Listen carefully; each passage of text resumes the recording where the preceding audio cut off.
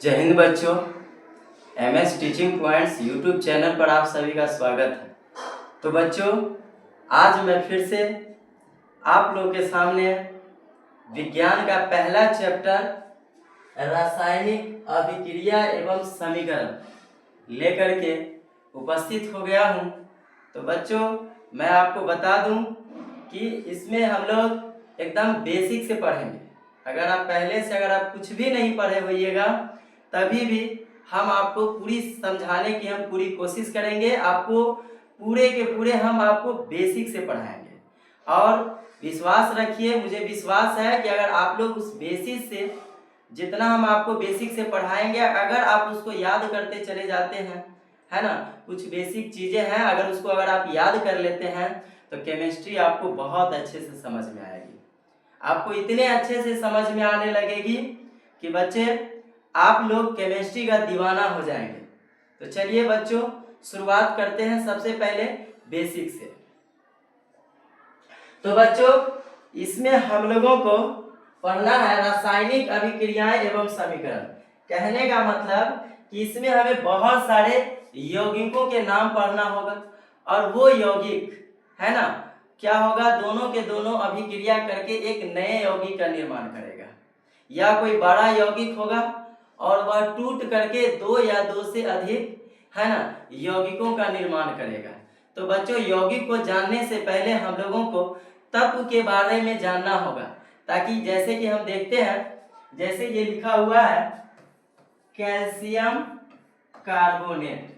क्या लिखा हुआ है? Calcium carbonate. तो इससे पहले हमें ये जानकारी होनी चाहिए कि ये जो कैल्शियम है Ca, है ना, ये अगर मुझे पता है कि कैल्शियम, इसको क्या बोलते हैं, कैल्शियम, तो हम लोग अच्छे से समझ पाएंगे, है ना। अगर मुझे पहले से पता रहे तो हम समझ जाएंगे कि ये कैल्शियम है और ये कार्बोनेट का सूत्र है CO3। ये कार्बोनेट का सूत्र क्या है? CO3। तो ये क्या हो गया? कार्बोनेट। जैसे कुछ और है, जैसे हम देखते हैं हाइड्रोक्लोरिक अम्ल H2SO4। H2SO4 अगर हम पहले से हम इस चीज को जानते हैं कि ये हाइड्रोजन है, हाइड्रोजन का H, ये सल्फर है, सल्फर का S, ऑक्सीजन है, ऑक्सीजन का O। अगर ये सब हमें पहले से जानकारी होती है तो ये हम अच्छे से समझ पाते हैं। तो बच्चों चलिए, सबसे पहले हम आपको बेसिक बताते हैं ताकि आपको आगे चल करके समझने में कोई प्रॉब्लम ना हो और हम भी आपको अच्छे से समझा पाए। तो चलिए शुरुआत करते हैं। सबसे पहले हम लोगों को तत्वों का नाम, उनका संकेत और परमाणु संख्या ये याद रखना बहुत जरूरी हो जाता है।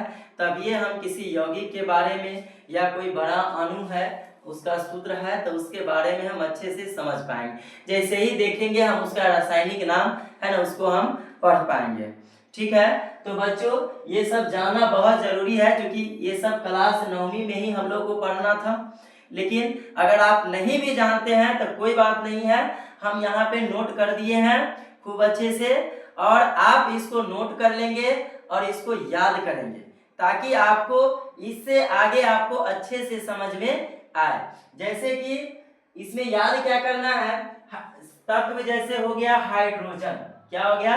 हाइड्रोजन। तो हाइड्रोजन का संकेत हो जाएगा H और परमाणु संख्या हो जाएगा 1। तो कैसे याद करेंगे? हाइड्रोजन का H, परमाणु संख्या 1, हीलियम का H, परमाणु संख्या 2। तो आपसे कोई पूछे कि हीलियम का संकेत क्या होगा तो He, लिथियम का संकेत क्या होगा Li, बेरिलियम का संकेत क्या होगा Be, बोरॉन का संकेत क्या होगा B, कार्बन का संकेत क्या होगा C। तो ऐसे आपको याद रखना होगा। और सबसे बड़ी बात यह है कि बच्चों, बिहार बोर्ड में केमिस्ट्री से ये सवाल आता है, आपसे पूछा जाएगा कि सोडियम की परमाणु संख्या, सोडियम का परमाणु संख्या क्या है? तो क्या जवाब दीजिएगा? देखिए जरा, सोडियम का Na, परमाणु संख्या 11। इस तरीके से बहुत हल्के हल्के प्रश्न आते हैं, है ना।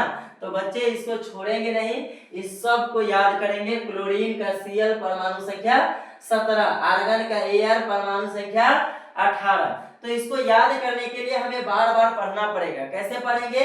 हाइड्रोजन का H परमाणु संख्या 1, हीलियम का H परमाणु संख्या 2, लिथियम का Li परमाणु संख्या 3, बरेलियम का B परमाणु संख्या 4, बोरॉन का B परमाणु संख्या 5, कार्बन का C परमाणु संख्या 6, नाइट्रोजन का N परमाणु संख्या 7, ऑक्सीजन का O परमाणु संख्या 8, फ्लोरीन का F परमाणु संख्या 9, नियोन का Ne परमाणु संख्या 10। फिर आगे देखेंगे, सोडियम का Na परमाणु संख्या 11, मैग्नीशियम का Mg परमाणु संख्या 12, एल्यूमिनियम का Al परमाणु संख्या 13, सिलिकॉन का Si परमाणु संख्या 14, फास्फोरस का P परमाणु संख्या 15, सल्फर का S परमाणु संख्या 16, क्लोरीन का Cl परमाणु संख्या 17, आर्गन का Ar परमाणु संख्या 18, पोटेशियम का K परमाणु संख्या 19, कैल्शियम का Ca परमाणु संख्या 20। और एक चीज और याद रखेंगे, इसमें जो भी संकेत दिया हुआ है अगर सिर्फ और सिर्फ उसमें एक ही लेटर है, जैसे हम हाइड्रोजन का देख पा रहे हैं तो हाइड्रोजन का H, हाइड्रोजन का क्या होता है H, और वह एक ही लेटर है तो H हम क्या देख पा रहे हैं कि वह क्या है कैपिटल लेटर में, क्या है कैपिटल लेटर है ना। लेकिन हीलियम है तो H बड़ा है और E छोटा है, तो हम कहीं भी अगर मुझे हीलियम लिखना पड़े तो हम हीलियम का H बड़ा और E छोटा ही लिखेंगे। जैसे बरेलियम है तो बरेलियम का B, तो B बड़ा लिखेंगे और E छोटा ही लिखेंगे। कार्बन है तो कार्बन का C हमेशा कैपिटल लेटर यानी बड़ा वाला, ठीक है। नाइट्रोजन का N तो हमेशा बड़ा होगा, ठीक है। नियोन देख पा रहे हैं हम लोग, नियोन, नियोन का Ne तो N बड़ा और E छोटा, इसमें हम कभी भी मिस्टेक नहीं करेंगे, नहीं तो वह गलत हो जाएगा। और आगे चल के आपको इस तरीके से अगर करते हैं, मतलब अगर मान लेते हैं कि आपको कहे नियोन तो आप लिख दीजिएगा Ne, तो ये आपका हो जाएगा नियोन का संकेत गलत हो जाएगा, नियोन का सिंबल गलत हो जाएगा, है ना। इसको हमेशा N बड़ा और E छोटा ही लिखेंगे। तो इन बातों पे आप लोग ध्यान रखेंगे। तो बच्चों हम जानते हैं कि आपको एक बार में ये 20 के 20 याद नहीं होंगे, तो आप फर्स्ट डे मतलब पहला दिन आप 10 याद करेंगे, उसके कल होकर के 5 और याद कर लेंगे तो 15 हो जाएगा, उसके कल होकर के फिर 5 और याद कर लेंगे तो कितना हो जाएगा 20 हो जाएगा। तो इस तरीके से हमें इसे याद करना पड़ेगा। तो 20 तक हमने सीरियल से मतलब एकदम सीरीज में 1 से लेकर के 20 तक हमने लिख दिया। लेकिन इसके बाद जो भी तत्व है, इसके बाद जो भी क्या है तत्व है उसके नाम और संकेत, है ना, उसके नाम और संकेत, है ना। सिर्फ और सिर्फ जो महत्वपूर्ण तत्व है ना, जिसका केमिस्ट्री में बार बार उपयोग होता है, रसायन शास्त्र में बार बार उपयोग होता है ना, तो उसको मैंने सिर्फ महत्वपूर्ण जो है, जो महत्वपूर्ण तत्व है ना, उसको मैंने नोट कर दिया है इस पे, है ना, खूब अच्छे से इस पे हमने टाइप कर दिया है। तो आप उसको भी नोट कर लेंगे। जैसे देखिए, है ना, क्रोमियम, है ना, क्योंकि 21 नंबर में होता है स्कैंडियम, क्या होता है स्कैंडियम, 22 में टाइटेनियम, 23 में वेनेडियम। लेकिन मैंने इन सबों को नहीं लिखा क्योंकि यह उतना मतलब कि महत्वपूर्ण नहीं है, उतना इम्पोर्टेंट नहीं है। इसमें जो इम्पोर्टेंट है, जिसका उपयोग बार बार होता है, यौगिक के रूप में उसे लिखते हैं, है ना, उसे परमाणु के रूप में लिखते हैं, उसे अणु के रूप में लिखते हैं। तो चलिए इस सब को भी हम लोग देख लेते हैं। और हम आपको बार बार कह रहे हैं कि आप इसे नोट कर लेंगे ताकि आपको आगे अच्छे से समझ में आए। मैं आपको कह रहा हूं ना कि मैं आपको केमिस्ट्री इस तरीके से पढ़ाऊंगा कि आप केमिस्ट्री का दीवाना हो जाएंगे। आप कहेंगे कि मुझे केमिस्ट्री 100 में 100% समझ में आ रहा है, ठीक है। तो आप कम से कम ये सबको आप लोग याद रखेंगे, याद करेंगे, कॉपी में नोट करेंगे, फिर इसे याद, बस याद करने के लिए भी ज्यादा कुछ नहीं करना, बस इसे बार बार पढ़ना है, बार बार पढ़ना है, डेली पढ़ना है, ताकि यह याद हो जाए। और आगे जब हम लोग पढ़ेंगे जब रासायनिक समीकरण, तो उसमें भी हम आपको बार बार याद करवाएंगे। तो अगर आप पहले से याद कर लेते हैं, 2-4 बार 10 बार पढ़ लेते हैं, तो मुझे लगता है आगे चल के आपको ऑटोमेटिक याद हो जाएगा। ठीक है, तो चलिए देखते हैं। जैसे क्रोमियम का Cr परमाणु संख्या 24, मैग्नीज का Mn परमाणु संख्या 25, आयरन जिसको लोहा बोलते हैं, आयरन का Fe परमाणु संख्या 26, कोबाल्ट का Cu परमाणु संख्या 27, निकल का Ni परमाणु संख्या 28, कॉपर का Cu परमाणु संख्या 29, जिंक का Zn परमाणु संख्या 30, आर्सेनिक का As परमाणु संख्या 33, ब्रोमीन का Br परमाणु संख्या 35, क्रिप्टन का Kr परमाणु संख्या 36। चलिए अब आगे देखते हैं। सिल्वर का Ag परमाणु संख्या 47, टीन का Sn परमाणु संख्या 50, एंटीमनी का Sb परमाणु संख्या 51, आयोडीन का I परमाणु संख्या 53, जेनॉन का Xe परमाणु संख्या 54, गोल्ड मतलब सोना, गोल्ड का Au परमाणु संख्या 79, मरकरी का Hg जिसको पारा भी बोलते हैं, मरकरी को क्या बोलते हैं, पारा, तो मरकरी का Hg परमाणु संख्या 80, लेड जिसको सीसा बोलते हैं, लेड का Pb परमाणु संख्या 82, बिस्मथ का Bi परमाणु संख्या 83, थोरियम का Th परमाणु संख्या 90। तो बच्चे हम आप लोग को बार बार बोल रहे हैं कि आपसे रिक्वेस्ट करते हैं, है ना, कि आप इसे नोट कर लेंगे और इसको बार बार पढ़ेंगे, ताकि आपको अच्छे से याद हो जाए। और आगे हम भी आपको याद करने में पूरी मदद करेंगे, बार बार इसको रिपीट करेंगे और आपको याद करवा करके ही छोड़ेंगे।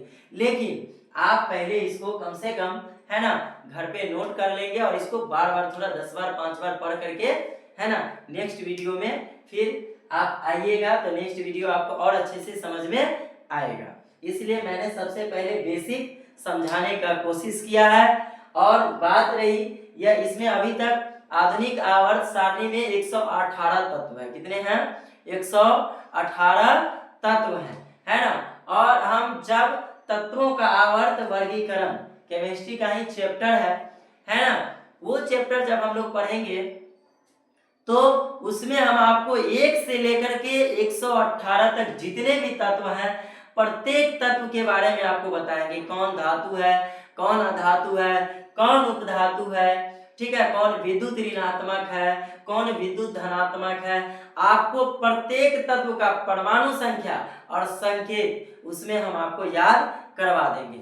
इसमें आपको जितना सिर्फ और सिर्फ जो इम्पोर्टेंट है, जिसका उपयोग बार बार हो रहा है, वो हमने इसमें मतलब इसमें नोट किया है और आप इसको अच्छे से याद कर लेंगे, ताकि आपको आगे अच्छे से समझ में आए। तो चलिए आगे देखते हैं। चलिए भौतिक परिवर्तन, ये भी क्लास 9th में हम लोग को पिछले क्लास 9वीं में पढ़ना था, क्योंकि मैट्रिक में पूछता है ना, कि जैसे भात का बनना, ये कौन सा परिवर्तन है ना, मतलब दही का, दूध का फट जाना कौन सा परिवर्तन है, दूध से दही का बनना कौन सा परिवर्तन है, भोजन का पचना कौन सा परिवर्तन है, मोमबत्ती का जलना कौन सा परिवर्तन है। तो ये सब चीजें पूछा जाता है, इसलिए हमने इसको भी कवर किया, क्योंकि क्लास 9वीं में ही पढ़ना था, लेकिन हमने इस 10वीं क्लास में भी हमने इसको नोट किया है। तो चलिए इसको हम समझते हैं। सबसे पहले है भौतिक परिवर्तन। परिवर्तन 2 प्रकार के होंगे, रासायनिक परिवर्तन और भौतिक परिवर्तन। भौतिक परिवर्तन और रासायनिक परिवर्तन। भौतिक परिवर्तन और रासायनिक परिवर्तन। भौतिक परिवर्तन ऐसा परिवर्तन है जिसमें पदार्थ के भौतिक गुण, भौतिक गुण मतलब क्या होगा, उसका रंग, उसका अवस्था, उसका आकार, उसका प्रकार, ये सब कुछ समय के लिए बदल जाते हैं। मतलब अस्थायी तौर पे नहीं, अस्थायी तौर पे बदल जाते हैं। कहने का मतलब यह पदार्थ अगर वह बदलता है भौतिक अवस्था में, फिर से वह मूल अवस्था में आ सकता है। जैसे आप देखे होइएगा बर्फ का जमना, बर्फ तो जम जाता है और फिर जैसे ही उसको ज्यादा टेम्परेचर देते हैं, है ना, तो वह क्या होता है, पिघलने लगता है। तब पानी से वह बर्फ बन गया। अब इस बर्फ को जैसे ही हम टेम्परेचर ज्यादा दे दिए, तापमान ज्यादा दे दिए, तो वह क्या हो गया, पिघलने लगा और पिघल करके क्या बन गया, पानी। मतलब पहले भी पानी था, पानी से बर्फ हुआ और फिर बर्फ से यह क्या हो गया, पानी हो गया। ठीक है, जैसे आप देखते हैं जब हम पानी को जब उबालते हैं 100 डिग्री सेल्सियस पे, 100 डिग्री सेल्सियस पे पानी उबलने लगता है ना। पानी कितने डिग्री सेल्सियस पे उबलने लगता है, 100 डिग्री सेल्सियस पे, है ना। पानी का क्वथनांक, जल का क्वथनांक कितना होता है, 100 डिग्री सेल्सियस। जल का क्वथनांक, जल का क्वथनांक कितना होता है, 100 डिग्री सेल्सियस। यानी 100 डिग्री सेल्सियस पे जल यानी कि पानी वह क्या होता है, उबलने लगता है। वह पहले पानी रहता है लेकिन वह वाष्प में बदलने लगता है। आप अपने घर में भी देखी होइएगा, जब हम लोग खाना बनाते हैं तो उसमें क्या होता है, वाष्प बन बन करके जल क्या होता है, उड़ने लगता है। तो अगर उस वाष्प को अगर हम फिर से अगर उसको ठंडा करते हैं तो वह क्या हो जाता है, पानी हो जाता है। तो जल से जलवाष्प बनना, है ना, वह क्या कहलाएगा, भौतिक परिवर्तन। क्या कहलाएगा, जल का जमना, पानी का जमना क्या होगा, भौतिक परिवर्तन होगा। तो चलिए देखते हैं वैसा परिवर्तन जिसमें पदार्थ का भौतिक गुण, है ना, जैसे रंग, अवस्था, आकार, प्रकार आदि कुछ समय के लिए बदल जाते हैं लेकिन कोई नया पदार्थ नहीं बनता है, भौतिक परिवर्तन कहलाता है ना। जैसे बर्फ का पिघलना, बर्फ पहले भी पानी था और पानी से बर्फ बना, अभी भी इसको जब ये पिघलने लगेगा बर्फ तो क्या हो जाएगा, पानी। जल का उबलना, जल का उबलना, नमक का जल में विलयन। अगर नमक को जल में अगर हम घुला देते हैं, है ना, अगर जल को फिर से मतलब जिस जल में नमक घुला हुआ है उसको अगर हम धूप में रख देते हैं तो वाष्प बन करके पानी उड़ जाएगा, है ना। और ये जो नमक है उस बर्तन में क्या हो जाएगा, स्थिर रहेगा। तो हम क्या देख पाएंगे, फिर से नमक प्राप्त हमें हो गया। तो यह परिवर्तन क्या होगा, भौतिक परिवर्तन होगा। ठीक है, तो नमक का जल में विलयन। ठीक है, विद्युत बल्ब से प्रकाश का उत्सर्जन। आप देखे होइएगा अगर कोई बल्ब है ना, तो क्या होता है, जैसे ही उसमें हम लोग करंट देते हैं, विद्युत धारा जैसे ही प्रवाहित करते हैं तो वह बल्ब जलने लगता है ना, वह हमें प्रकाश देने लगता है। लेकिन जैसे ही विद्युत धारा का प्रवाह बंद हो जाता है ना, जैसे ही हम उसमें विद्युत देना बंद कर देते हैं तो वह क्या हो जाता है, फिर से वह बल्ब पहले जैसा हो जाता है ना। तो विद्युत बल्ब से प्रकाश का उत्सर्जन, ये भी क्या हो जाएगा, आपका भौतिक परिवर्तन होगा। लेकिन रासायनिक परिवर्तन में इसका उल्टा होता है। जैसे आप देखिए दूध है और दूध से अगर हम दही को जमा देते हैं, है ना, दूध से अगर दही बन जाए तो क्या आप दही से दूध बना सकते हैं, नहीं बना सकते। आप दूध से दही नहीं बना सकते। जैसे लोहे है, लोहे को खुली हवा में छोड़ दीजिए, है ना, अगर उसमें जंग लग गया तो जो जंग लग गया वह जो जंग है ना, वह जंग क्या फिर से लोहा बन सकता है, नहीं बन सकता, पहले जैसा नहीं बन सकता। जैसे अगर आप भात देख लीजिए, क्या चावल से हम लोग भात तैयार कर देते हैं, भात बनाते हैं, तो क्या वह भात फिर से चावल बन सकता है, नहीं बन सकता, है ना। कोयले को आप जलाइए, है ना, तो क्या वो जला हुआ वो जो राख है ना, कोयले का, है ना, उत्पाद, वह क्या फिर से वह कोयला बन सकता है, नहीं बन सकता है। तो यह रासायनिक परिवर्तन है, जो बदल गया वह दोबारा फिर से मूल अवस्था में नहीं आएगा, तो वह रासायनिक परिवर्तन।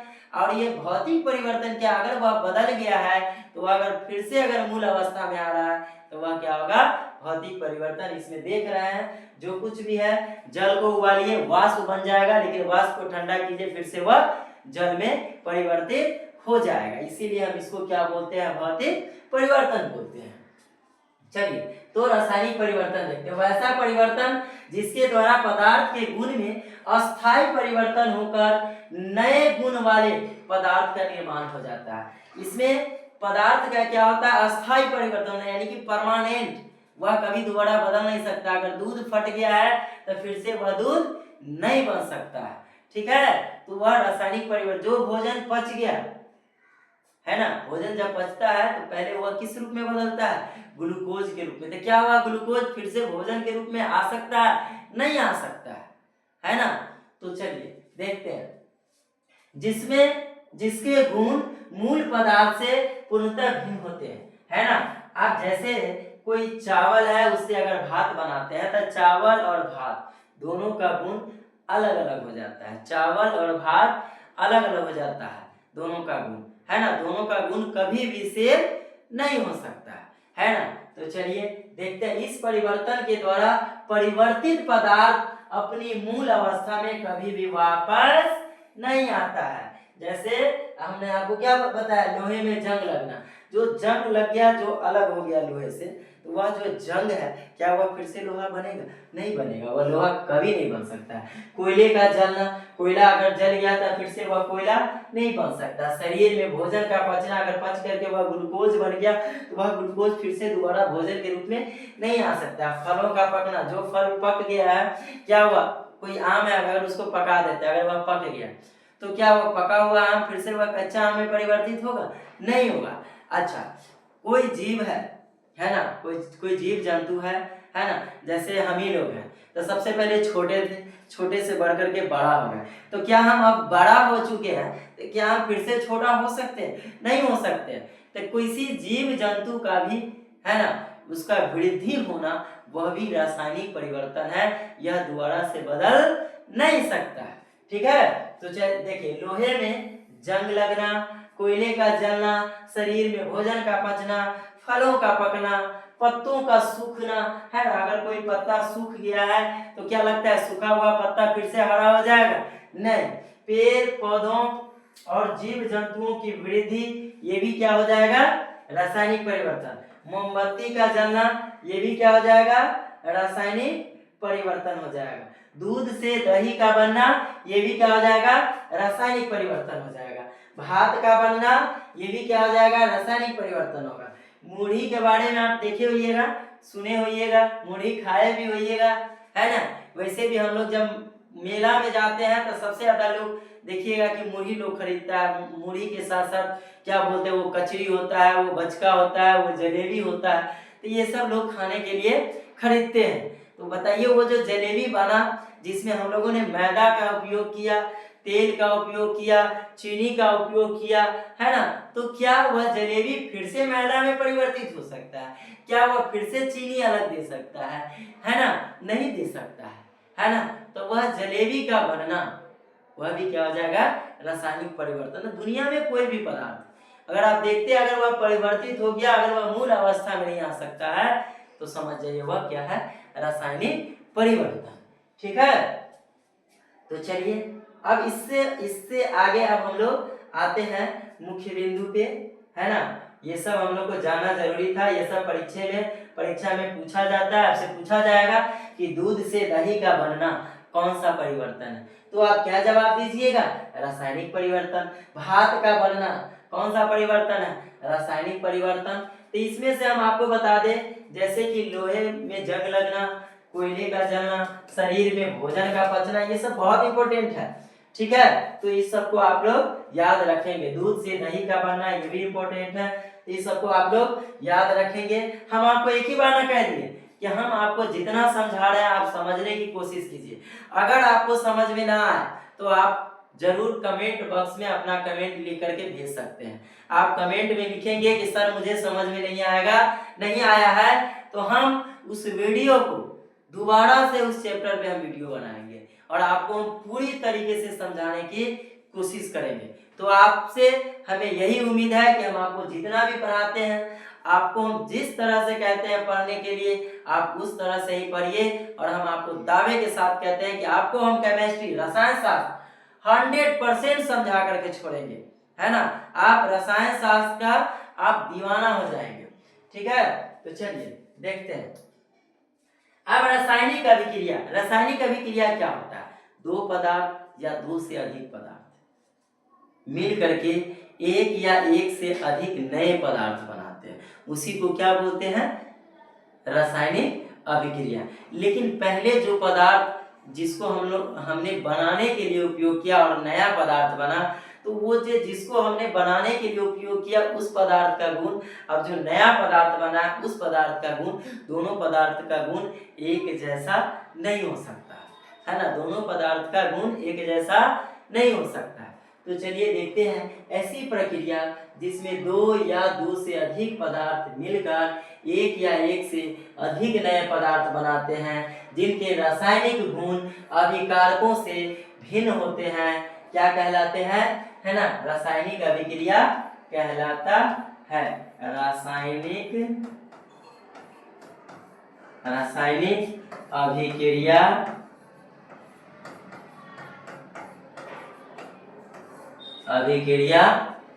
है ना, कहलाता है ना। ऐसी प्रक्रिया जिसमें दो या दो से अधिक पदार्थ मिलकर एक या एक से अधिक नए पदार्थ बनाते हैं, जिनके रासायनिक गुण अभिकारकों से भिन्न होते हैं, है ना, क्या कहलाते हैं? रासायनिक अभिक्रिया कहलाते। एक मिनट,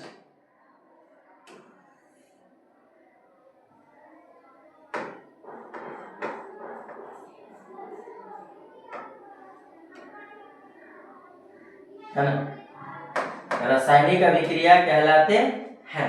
चलिए अब हमने इसमें एक नया पॉइंट हमने क्या जोड़ दिया? अभिकारक, है ना। तो देखिए रासायनिक अभिक्रिया जब होती है तो जो पदार्थ रासायनिक अभिक्रिया में भाग लेता है ना, उसको हम लोग अभिकारक कहते हैं। और जो नया पदार्थ बनता है उसको हम लोग उत्पाद बोलते हैं या प्रतिफल बोलते हैं। जो पदार्थ रासायनिक अभिक्रिया में भाग लेता है ना, उसको हम लोग अभिकारक बोलते हैं। और रासायनिक अभिक्रिया के फलस्वरूप जो नया पदार्थ बनता है उसको हम लोग उत्पाद बोलते हैं। जैसे देखिए हाइड्रोजन के दो परमाणु और ऑक्सीजन के दो परमाणु मिल करके, कहने का मतलब हाइड्रोजन के एक अणु और ऑक्सीजन के एक अणु मिल करके क्या बना देते हैं? जल के एक अणु का निर्माण कर देते हैं। तो क्या हुआ? हाइड्रोजन और ऑक्सीजन मिला। क्या मिला? हाइड्रोजन और ऑक्सीजन। ये हाइड्रोजन और ऑक्सीजन अभिकारक हो जाएगा। हाइड्रोजन और ऑक्सीजन क्या हो जाएगा? अभिकारक हो जाएगा। और H2O जो नया पदार्थ बना है वह क्या हो जाएगा? जल हो जाएगा। तो बच्चों ध्यान देंगे, इसमें जो हाइड्रोजन है वो गैस है। हाइड्रोजन क्या है? गैस है ना। और ऑक्सीजन क्या है? ये भी गैस है। लेकिन जो नया पदार्थ बन रहा है वो क्या है? जल है, द्रव है। क्या है? यह द्रव है। जो नया पदार्थ बन रहा है वह क्या है? द्रव है। तो आप क्या देख रहे हैं? जो पदार्थ पहले भाग लिया उसका गुण नए पदार्थ जो बना है उसके गुण से क्या है? अलग है ना। तो यही हम आपको समझाना चाह रहे थे कि रासायनिक अभिक्रिया में क्या होता है। यह एक ऐसी प्रक्रिया है जिसमें दो या दो से अधिक पदार्थ मिल करके एक या एक से नए पदार्थ बनाते हैं, लेकिन जो पदार्थ रासायनिक अभिक्रिया में भाग लेता है उसका गुण, जो नए पदार्थ बनते हैं उसका गुण क्या होता है? भिन्न होता है। यही हम आपको समझाना चाह रहे थे। चलिए जैसे कार्बन है, कार्बन क्या होता है? अधातु होता है, अधातु होता है। और ऑक्सीजन, ऑक्सीजन क्या होता है? गैस होता है। अब देखिए अधातु है ना, अधातु और ये गैस दोनों मिलकर के क्या बना दिया? CO2 है ना। CO2 क्या बना दिया? CO2। तो क्या आप बताइए, ये कार्बन डाइऑक्साइड ये तो गैस हो गया। क्या हो गया? ये कार्बन डाइऑक्साइड गैस हो गया, लेकिन ये कार्बन ठोस रूप में होता है, ये ऑक्सीजन गैस के रूप में होता है। तो ठोस और गैस दोनों मिलकर के क्या बना दिया? Carbon dioxide. ये क्या बना दिया? नया पदार्थ गैस। तो दोनों का गुण अलग अलग है कि नहीं? चलिए आगे देखिए। चलिए देखते हैं अभिकारक किसे कहते हैं। हमने आपको पहले ही बता दिया कि जो पदार्थ रासायनिक अभिक्रिया में भाग लेते हैं उसे अभिकारक। वे पदार्थ जो रासायनिक अभिक्रिया में भाग लेते हैं अभिकारक कहलाते हैं। जैसे हाइड्रोजन और ऑक्सीजन, H से हाइड्रोजन। अब बताइए, अगर आप याद नहीं रखिएगा कि H से क्या होता है हाइड्रोजन और O से क्या होता है ऑक्सीजन, तो क्या आपको यहाँ पे समझ में आएगा? नहीं आएगा। इसीलिए मैंने आपको पहले ही बोला है कि आपको वो याद कर लेना है, तत्वों के नाम, संकेत और परमाणु संख्या। तो चलिए देखते हैं, हाइड्रोजन और ऑक्सीजन मिलकर के क्या बना दिया? जल बना दिया। हाइड्रोजन और ऑक्सीजन मिलकर के क्या बना दिया? जल बना दिया। तो हाइड्रोजन और ऑक्सीजन ये दोनों मिला तो क्या बनाया? जल। तो ये दोनों के मिलने से बना, तो ये हाइड्रोजन भी और ऑक्सीजन भी, ये दोनों के दोनों क्या हो जाएंगे? अभिकारक, है ना। लेकिन यहाँ पे ये जो जल है, ये पूरा के पूरा जल क्या है? जल। ये पूरा के पूरा ये जो जल है वह क्या हो जाएगा? है ना, उत्पाद हो जाएगा। उत्पाद हो जाएगा, जिसको प्रतिफल भी बोलते हैं। क्या बोलते हैं? प्रतिफल। जैसे कार्बन है और ऑक्सीजन है ना। अगर आप याद रखते हैं तो आपको अभी याद रहता है ना। जिन लोगों को याद है उन लोगों को तो और अच्छे से समझ में आ रहा होगा, और जिन लोगों को याद नहीं है तो ठीक है, कोई बात नहीं है, हम आपको याद करवाएंगे। आप घर से पढ़िएगा, कम से कम 5 बार 7 बार 10 बार पढ़ के आइएगा, फिर हम यहाँ पे बार बार उसको रिपीट करेंगे, वो आपको ऑटोमेटिक याद हो जाएगा। तो सी से कार्बन, O से ऑक्सीजन, कार्बन और ऑक्सीजन मिलकर के क्या बना दिया? Carbon dioxide. क्या बना दिया? Carbon dioxide. तो ये कार्बन और ऑक्सीजन, कार्बन भी और ऑक्सीजन भी, ये दोनों के दोनों अभिकारक है, और कार्बन डाइऑक्साइड क्या हो जाएगा? उत्पाद होगा। क्या हो जाएगा? उत्पाद होगा। क्या होगा? उत्पाद होगा, या दूसरा नाम क्या बोलेंगे? प्रतिफल बोलेंगे। चलिए आगे देखते हैं, प्रतिफल किसे कहते हैं? प्रतिफल मतलब उत्पाद। इससे पहले भी हम आपको कई बार बता रहे हैं, है ना, कई बार रिपीट कर चुके हैं। तो देखिए, वे पदार्थ जो रासायनिक अभिक्रिया के फलस्वरूप बनते हैं, है ना, नया पदार्थ जो बनते हैं उसी को क्या बोलते हैं? उत्पाद। तो जो रासायनिक अभिक्रिया में भाग लिया, हाइड्रोजन और ऑक्सीजन, तो ये दोनों क्या हो गया? हाइड्रोजन और ऑक्सीजन अभिकारक हो गया। लेकिन जो नया पदार्थ जल बना वो क्या हो गया? उत्पाद हो गया। कार्बन और ऑक्सीजन, कार्बन और ऑक्सीजन मिलकर के क्या बना दिया? कार्बन डाइऑक्साइड बना दिया। तो कार्बन भी और ऑक्सीजन भी, ये दोनों के दोनों, कार्बन और ऑक्सीजन दोनों के दोनों अभिकारक होंगे, और CO2 जो कार्बन डाइऑक्साइड है यह क्या हो जाएगा? उत्पाद होगा। चलिए आगे देखते हैं, 11 नंबर, रासायनिक अभिक्रिया के दौरान होने वाले परिवर्तन, है ना। देखिए, रासायनिक अभिक्रिया के दौरान कौन कौन सा परिवर्तन होता है? तो कोई पदार्थ, है ना, पदार्थ के अवस्था में परिवर्तन होता है। जैसे हमने पिछले जब हम रासायनिक अभिक्रिया का कुछ उदाहरण दे रहे थे, जरा देखिए यहाँ पे, हाइड्रोजन क्या है? गैस है। ऑक्सीजन क्या है? गैस है। लेकिन गैस से यह दोनों गैस मिलकर के क्या बना दिया? जल, जो द्रव के रूप में है। तो क्या आप कह सकते नहीं है इसका अवस्था में परिवर्तन हुआ? पहले गैस था, गैसीय अवस्था में था, लेकिन अब द्रव अवस्था में हो गया। क्या हो गया? द्रव अवस्था में। कार्बन है, कार्बन ठोस अवस्था में, और ऑक्सीजन गैस अवस्था में। कार्बन ठोस अवस्था में और ऑक्सीजन गैस अवस्था में, है ना, गैसीय अवस्था में। तो दोनों के दोनों मिलकर के क्या बना दिया? Carbon dioxide. तो बताइए, एक ठोस और एक गैस मिलकर के क्या बना दिया? कार्बन डाइऑक्साइड, जो यह भी क्या होता है? गैस होता है। तो जरा बताइए, अवस्था में परिवर्तन हुआ कि नहीं हुआ? चलिए, रंग में परिवर्तन क्या हो जाता है? रंग में परिवर्तन। जब रासायनिक अभिक्रिया होती है तो उसमें जो नया पदार्थ बनता है उसके रंग में भी परिवर्तन हो जाता है। तापमान में परिवर्तन, है ना, तापमान में भी परिवर्तन होता है। क्या होता है? तापमान में परिवर्तन। गैस का उत्सर्जन, जब नया पदार्थ जब बनता है, जब रासायनिक अभिक्रिया जब होती है तो उसमें गैस का उत्सर्जन होता है, यानी गैस के रूप में एक नया पदार्थ बनता है। तो चलिए, ये सब चीज हम लोग को आगे बहुत अच्छे से समझ में आने वाला है ना। तो इसके लिए हम लोग ज्यादा टेंशन नहीं लेंगे, ठीक है। ये सब कि आगे हम लोग इस सब का, है ना, उदाहरण के साथ हम लोग देखेंगे, समझेंगे कि कैसे अवस्था में परिवर्तन हो रहा है, कैसे रंग में परिवर्तन हो रहा है, कैसे गैस बन रहा है, यानी गैस का उत्सर्जन हो रहा है, ये सब कुछ कैसे तापमान में परिवर्तन हो रहा है। जैसे तापमान में परिवर्तन की बात की जाए तो आप मार्केट से क्या लाते हैं?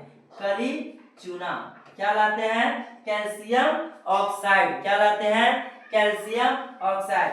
लेकिन घर में उसी कैल्शियम ऑक्साइड को जब घर पे लाते हैं तो क्या बना देते हैं, है ना, क्या बना देते हैं, उसको बाल्टी में रख देते हैं और उसको जल डाल देते हैं, है ना। कैल्शियम ऑक्साइड लाते हैं, उसको फिर बाल्टी में डालते हैं चूना को, और इसमें फिर क्या करते हैं, पानी मिला देते हैं। उससे क्या होता है, एक नया पदार्थ हम लोग को मिल जाता है CaOH का होल ट्वाइस, मतलब calcium hydroxide. Calcium hydroxide CaOH का होल ट्वाइस। इसको बुझा हुआ चूना भी बोलते हैं। क्या बोलते हैं? बुझा हुआ चूना, है ना। अब बच्चों इसको क्या बोलते हैं? इसको कली चूना बोलते हैं। क्या बोलते हैं? कली चूना। क्या बोलते हैं? कली चूना। तो जो बाजार से हम लोग खरीद करके लाते हैं दीवारों की सफेदी करने के लिए, उसको पेंट करने के लिए, तो वो कली चूना होता है। और क्या करते हैं, उसको एक बाल्टी में रख देते हैं, उसके बाद उसमें जल मिला देते हैं और फिर यह बन जाता है कैल्शियम हाइड्रोक्साइड, बुझा हुआ चूना जिसको बोलते हैं, है ना। रासायनिक नाम क्या हो जाएगा? Calcium hydroxide. कैल्शियम हाइड्रोक्साइड, है ना। और इसी से हम लोग क्या करते हैं, दीवार की पुताई कर देते हैं और वह उजला हो जाता है। ठीक है, तो चलिए, तो क्या होता है आप देखे होइएगा कि जिस बाल्टी में हम डालते हैं उस बाल्टी का कभी पेंदी छू करके देखिएगा, बहुत गर्म हो जाता है। तो पहले ठंडा था, अब तापमान में परिवर्तन हो गया, अब क्या हो गया, गर्म हो गया। इसका मतलब पहले तापमान कम रहा होगा इसीलिए वह ठंडा था। लेकिन अब क्या हुआ, तापमान बढ़ गया, इसीलिए अब जब हाथ से जब उस बाल्टी के पेंदी को जब छुइएगा तो आपका हाथ पक सकता है। ठीक है, एकदम गर्म लगेगा। तो चलिए आगे देखते हैं। और ये जो बुझा हुआ चूना या कैल्शियम हाइड्रोक्साइड, ये सब हम लोग आगे चल करके और अच्छे से पढ़ेंगे। ये तो बस अभी शुरुआत है, सिर्फ आप ध्यान से, है ना, आप जितना हम आपको समझा रहे हैं आप उसको समझने की कोशिश कीजिए और समझते चलिए आगे देखते हैं। रासायनिक समीकरण क्या होता है ना। अब देखिए, रासायनिक अभिक्रिया होता है तो उसमें एक क्या होता है, रासायनिक अभिक्रिया में भाग लेने वाले पदार्थ, और एक क्या होता है, जो नया पदार्थ बनता है जिसको हम लोग क्या बोलते हैं, प्रतिफल बोलते हैं। क्या बोलते हैं? प्रतिफल बोलते हैं। तो जो पदार्थ रासायनिक अभिक्रिया में भाग लेता है उसको हम लोग अभिकारक बोलते हैं, और जो पदार्थ रासायनिक अभिक्रिया के फल स्वरूप बनता है उसको उत्पाद बोलते हैं। तो क्या हम देख पा रहे हैं? नहीं देख पा रहे, सिर्फ उसको संकेत के रूप में, रासायनिक सूत्र के रूप में लिखते हैं, है ना। और लिखने से ही हम लोग कह देते हैं कि ये कैल्शियम ऑक्साइड है, ये जल है, ये कैल्शियम हाइड्रोक्साइड है ना। जैसे हम लोग यहाँ पर देखिए, ये क्या है, ये कैल्शियम ऑक्साइड लिख दिया और आप समझ गए ये क्या है, कैल्शियम ऑक्साइड यानी कि कली चूना। तो सिर्फ क्या किया, उसको सूत्र के रूप में हमने लिख दिया है, जल को सूत्र के रूप में लिख दिया है, कैल्शियम हाइड्रोक्साइड यानी कि बुझा हुआ चूना, इसको भी हमने क्या किया है, सूत्र के रूप में लिख दिया है। और यही क्या होता है, यही जो संक्षिप्त निरूपण है इसी को हम लोग बोलते हैं रासायनिक समीकरण। तो चलिए इसका डेफिनेशन हम लोग देखते हैं। अभिकारकों एवं उत्पादों का संकेतों और सूत्रों की सहायता से संक्षिप्त निरूपण रासायनिक समीकरण कहलाता है। जैसे हाइड्रोजन और क्लोरीन मिल करके क्या बनाता है, हाइड्रोक्लोरिक अम्ल। क्या बनाता है, हाइड्रोक्लोरिक अम्ल। याद रखिएगा, हाइड्रोक्लोरिक अम्ल पेट में पाया जाता है। कहाँ पाया जाता है? पेट में पाया जाता है। चलिए तो आगे चल के और अच्छे से इसको हम लोग पढ़ेंगे। हाइड्रोक्लोरिक अम्ल की इसका पीएच मान 1 होता है, दूसरे चैप्टर में जानेंगे। तो चलिए देखते हैं। तो क्या हमने देखा, हाइड्रोजन को भी संकेत के रूप में लिखा, क्लोरीन को भी संकेत के रूप में लिखा और हाइड्रोक्लोरिक अम्ल को सूत्र के रूप में लिखा। तो क्या ये दोनों क्या है, अभिकारक है, और अभिकारक को हमने संकेत के रूप में लिखा, और प्रतिफल जो बड़ा है तो इसको हमने सूत्र के रूप में लिखा। और तो यही ना, यही क्या हो जाएगा, रासायनिक समीकरण। मतलब अभिकारकों एवं उत्पादों का संकेतों और सूत्रों की सहायता से, है ना, उसका संक्षिप्त निरूपण रासायनिक समीकरण कहलाता है। मैग्नीशियम और ऑक्सीजन, Mg से मैग्नीशियम, O से ऑक्सीजन, मैग्नीशियम और ऑक्सीजन मिलकर के क्या बना दिया, मैग्नीशियम ऑक्साइड। क्या बना दिया, मैग्नीशियम ऑक्साइड। तो बच्चों आज के लिए, आज के इस क्लास के लिए बस इतना ही। इससे आगे हम लोग रासायनिक समीकरण के भी बारे में पढ़ेंगे कि यह दो प्रकार के होगा, दो प्रकार का होगा। क्या होगा, संतुलित रासायनिक समीकरण और असंतुलित रासायनिक समीकरण। उससे आगे हम लोग रासायनिक अभिक्रिया के बारे में जानेंगे कि रासायनिक अभिक्रिया कितने प्रकार की होती है ना, जैसे विस्थापन अभिक्रिया, संयोजन अभिक्रिया, अपघटन अभिक्रिया, ठीक है, उभय विस्थापन अभिक्रिया, जिसको उभय विस्थापन अभिक्रिया भी कहते हैं। तो ये सब हम लोग नेक्स्ट वीडियो में यानी लेक्चर 2 में, है ना, जब दूसरी क्लास में जब हम आएंगे, दूसरा क्लास लेकर के, तो उसमें हम लोग पढ़ेंगे और उसमें हम लोग बड़े बड़े यौगिकों का नाम, उसके सूत्र, सब कुछ हम लोग पढ़ेंगे। तो चलिए आप लोग क्या करेंगे, जितना आपको आज पढ़ाया गया है उसे आप पढ़ करके आएंगे, उसे याद करने की भी कोशिश करेंगे, उसे हमें विश्वास है कि आपको समझ में आ गया होगा। अगर आपको समझ में आ गया है तो आपको याद भी जरूर हो जाएगा। तो बच्चों आज के लिए इतना ही, धन्यवाद।